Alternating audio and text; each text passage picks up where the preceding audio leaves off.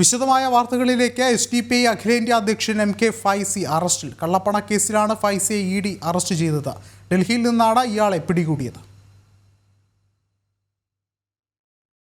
നിരോധിത ഭീകര സംഘടനയായ പോപ്പുലർ ഫ്രണ്ടിനായി കള്ളപ്പണ ഇടപാട് നടത്തിയതിനാണ് SDP-യുടെ അഖിലേന്ത്യാ അധ്യക്ഷനെ അറസ്റ്റ് ചെയ്തത്.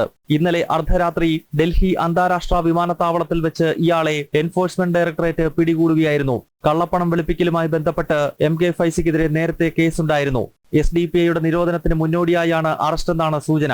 വഖഫ് ഭേദഗതി ബില്ലുമായി ബന്ധപ്പെട്ട് രാജ്യത്ത് കലാപത്തിന് SDP ആഹ്വാനം ചെയ്തിട്ടുണ്ട്. തൃശൂർ പട്ടിക്കാട് സ്വദേശിയായ മുഹമ്മദ് കുട്ടി ഫൈസി ഭീകര സംഘടനയായ സിമി, NDF എന്നിവയിലും പിന്നീട് പോപ്പുലർ ഫ്രണ്ടിലും സജീവമായിരുന്നു. പോപ്പുലർ ഫ്രണ്ടിന്റെ നയരൂപീകരണത്തിൽ നിർണായക പങ്കുവഹിച്ച മുഹമ്മദ് കുട്ടി പിന്നീട് SDP-യുടെ അഖിലേന്ത്യാ ചുമതലകളിലേക്ക് എത്തി. PFIയുടെ നിരോധനത്തിന് മുൻപ് കേന്ദ്ര ഏജൻസികൾ അറസ്റ്റ് ചെയ്യാതിരുന്ന ചുരുക്കം ഭീകരരിൽ ഒരാളാണ് MK ഫൈസി. എന്നാൽ ഇയാൾക്ക് പിന്നാലെ കേന്ദ്ര ഏജൻസികൾ ഉണ്ടായിരുന്നു. ജനം, ഡൽഹി. ജിഷ്ണു കൃഷ്ണൻ കൂടി ചേർന്നുണ്ട്. ജിഷ്ണു, ശക്തമായ നടപടികളുമായാണ് ED മുന്നോട്ട് പോകുന്നത്. ഇനിയും അറസ്റ്റുകൾ ഉണ്ടാകാനുള്ള ഒരു സാധ്യതയല്ലേ ഉള്ളത്?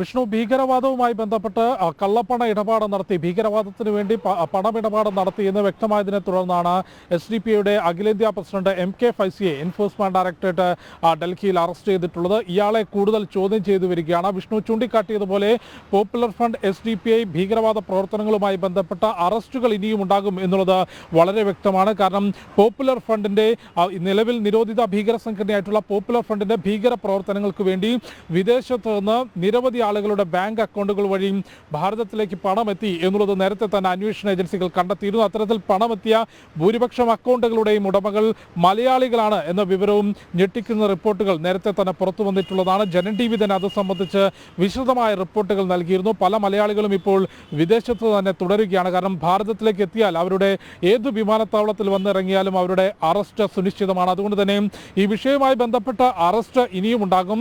നിലവിലുണ്ടായിട്ടുള്ള അറസ്റ്റ് SDP-യുടെ അഖിലേന്ത്യാ പ്രസിഡന്റാണ് MK ഫൈസി. ഇയാളെ എൻഫോഴ്സ്മെന്റ് ഡയറക്ടറേറ്റ് അറസ്റ്റ് ചെയ്യുകയും കൂടുതൽ ചോദ്യം ചെയ്തു വരികയുമാണ്. നേരത്തെ പോപ്പുലർ ഫ്രണ്ടിന്റെ നിരോധനവുമായി ബന്ധപ്പെട്ട് ഓപ്പറേഷൻ ഒക്ടോപ്പസ് എന്ന് പേരിട്ടുകൊണ്ട് രാജ്യത്തെ അന്വേഷണ ഏജൻസികൾ, സുരക്ഷാ ഏജൻസികൾ ഒരു നീരാളിപ്പിടുത്തം തന്നെ രാജ്യത്തിന്റെ വിവിധ ഭാഗങ്ങളിൽ ഭീകരർക്ക് വേണ്ടി നടത്തിയിരുന്നു. അതിൽ ഭൂരിപക്ഷം പേരും അറസ്റ്റിലായത് കേരളത്തിലായിരുന്നു, അല്ലെങ്കിൽ അറസ്റ്റിലായതിൽ അധികവും മലയാളികളായിരുന്നു എന്നുള്ളത് നമുക്ക് മുൻപിലുള്ളത് റിപ്പോർട്ടുകൾ ചൂണ്ടിക്കാട്ടുന്നുണ്ട്. ആ സമയം മുതൽ തന്നെ MK ഫൈസി അന്വേഷണ ഏജൻസികളുടെ റഡാറിലായിരുന്നു എന്ന് വേണം നമുക്ക് മനസ്സിലാക്കാൻ. അത്തരത്തിൽ വിദേശത്ത് നിന്ന് ഭീകര പ്രവർത്തനവുമായി ബന്ധപ്പെട്ട പണമെത്തിയിട്ടുള്ള മുഴുവൻ അക്കൗണ്ടുകളും എൻഫോഴ്സ്മെന്റ് ഡയറക്ടറേറ്റും രാജ്യത്തെ അന്വേഷണ ഏജൻസികളും നിരീക്ഷിച്ചു വരികയാണ്. ഒപ്പം ആ ഫണ്ട് വിനിയോഗിച്ചുകൊണ്ട് നടത്തിയിട്ടുള്ള പ്രവർത്തനങ്ങൾ, ആ ഫണ്ട് വിനിയോഗിച്ചുകൊണ്ട് പ്രവർത്തിച്ചിട്ടുള്ള സ്ഥാപനങ്ങൾ, ഇവയ്ക്കെതിരെയെല്ലാം തന്നെ ഘട്ടം ഘട്ടമായി നടപടി സ്വീകരിച്ചു വരികയാണ്. അതിൻ്റെ ഭാഗമായി കേരളത്തിൽ ഉൾപ്പെടെ നിരവധി സ്ഥാപനങ്ങൾ അടച്ചുപൂട്ടിയത് ആശയ പ്രചാരണത്തിനപ്പുറത്തേക്ക്